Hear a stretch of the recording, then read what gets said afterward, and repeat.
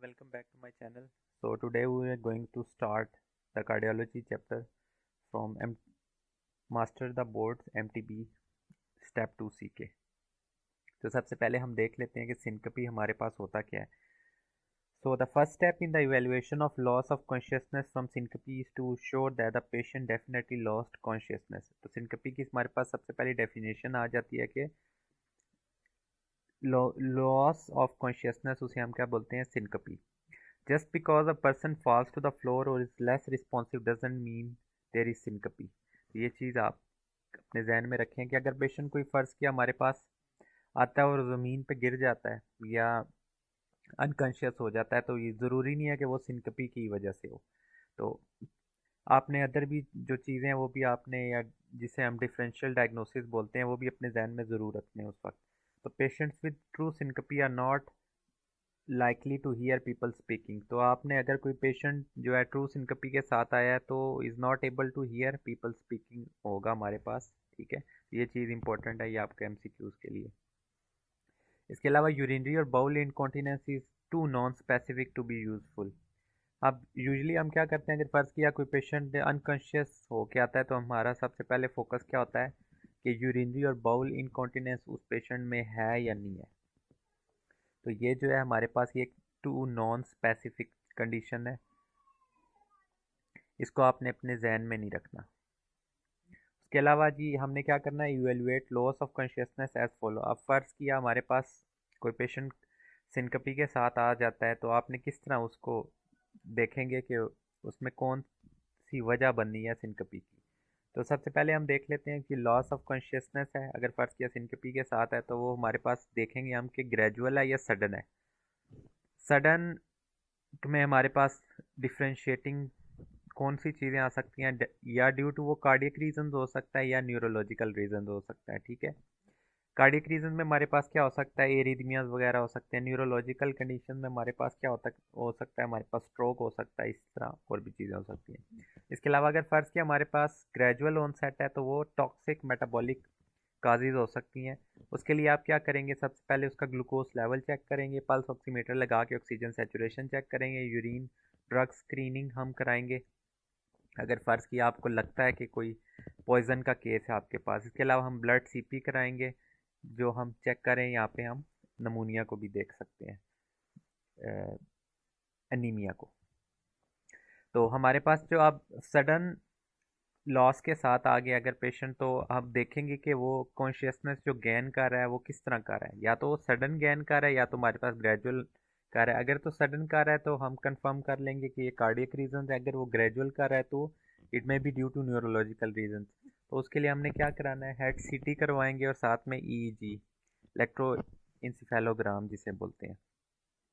इसके अलावा हमारे पास सडन में जो कार्डियक एग्ज़ाम आ जाता है उसमें हम देखेंगे कि हमारे पास एबनॉर्मल है या नॉर्मल है. अगर नॉर्मल है तो उसकी रीज़न हमारे पास क्या हो सकती हैं, इस्कीमिया हो सकता है, इरीथमियाज हो सकती हैं. अगर एबनॉर्मल कार्डियक एग्जामिनेशन हमारे पास आता है तो उसकी वजह हो सकती है, क्या हुक्म हो सकता है, एट्रियल स्टीनोसिस हो सकता है या मिट्रल स्टीनोसिस होता है. और ये आप डायग्नोज किस तरह कर सकेंगे, बाय मीन्स ऑफ इको. तो इको पे हम क्या देखते हैं, स्ट्रक्चरल डिफेक्ट्स जो हैं. इसके अलावा अगर नॉर्मल काजेज हैं, अगर आप इस्कीमिया और एरिथमिया को रूल आउट करना चाहते हैं तो उसके लिए आप क्या करवाएंगे, ईकेजी कराएंगे, कार्डियक मार्कर्स आप देखेंगे या होल्टर मॉनिटरिंग आप करेंगे. उसके साथ आप क्या देखेंगे, रिदम देखेंगे, नॉर्मल है या abnormal है. अब वही जो हमने सारी जो डायग्राम है उसको हम रूल आउट करते हैं यहाँ पे. तो was the loss of consciousness sudden और ग्रेजुअल, आपने सबसे पहली चीज़ ये देखनी है. अगर फर्स्ट किया सडन है तो हमारे पास कॉजेज़ क्या हो सकती हैं, cardiac and neurological etiology such as arrhythmias और सीजर्स हो सकते हैं. अगर ग्रेजुअल लॉस है तो due to toxins and metabolic problems हो सकते हैं सच एज हाइपोग्लाइसीमिया, ये इंपॉर्टेंट है हमारे पास. इसके अलावा हाइपोक्सिया और drug intoxication, vasovagal syncope can be either sudden और ग्रेजुअल इन ऑनसेट. तो ये चीज़ है जो ग्रेजुअल भी हो सकती है और सडन भी हो सकती है. इसके अलावा हम देखेंगे was the regaining of consciousness sudden और ग्रेजुअल. अगर फ़र्ज़ किया अनकॉन्शियस पेशेंट है और वो दोबारा रिगेन कर रहा है कॉन्शियसनेस, तो वो क्या कर रहा है, सडन कर रहा है या ग्रेजुअल कर रहा है. अगर फ़र्ज़ किया वो सडन कर रहा है तो कार्डियक etiologies हो सकती हैं उसमें, जैसा कि वॉल्व डिजीज़ हो सकती हैं, इस्कीमिया हो सकता है या एरिथमिया हो सकता है.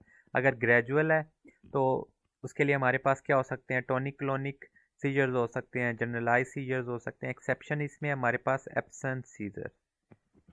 ठीक है।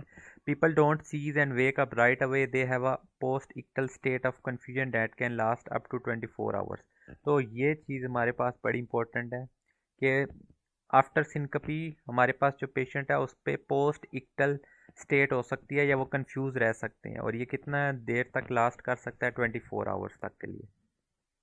अब फ़र्ज़ किया अब ऐसे पेशेंट हैं, आपने उसमें कार्डियक एग्जामिनेशन किया है, तो उसमें हमारे पास दो फाइंडिंग हो सकती हैं, या तो नॉर्मल हो सकता है एग्जामिनेशन या एबनॉर्मल हो सकता है। अगर फ़र्ज़ किया हमारे पास नॉर्मल एग्जामिनेशन है तो ड्यू टू क्या हो सकता है, एरिथमियाज हो सकता है। उसके लिए आपने फर्दर क्या कराना है, ईकेजी कराना है, टेलीमीट्री मोनीटर करना है, और ट्रोपोनिन लेवल्स या कार्डियक एंजाइम्स आप चेक करेंगे। अगर फ़र्ज़ किया एग्ज़ाम जो हमारे पास एबनॉर्मल है तो उसके लिए आप क्या कराएंगे, इको करवाएंगे, ताकि हम एक्सक्लूड कराएं एओर्टिक स्टेनोसिस, होकम और मिट्रल स्टेनोसिस को।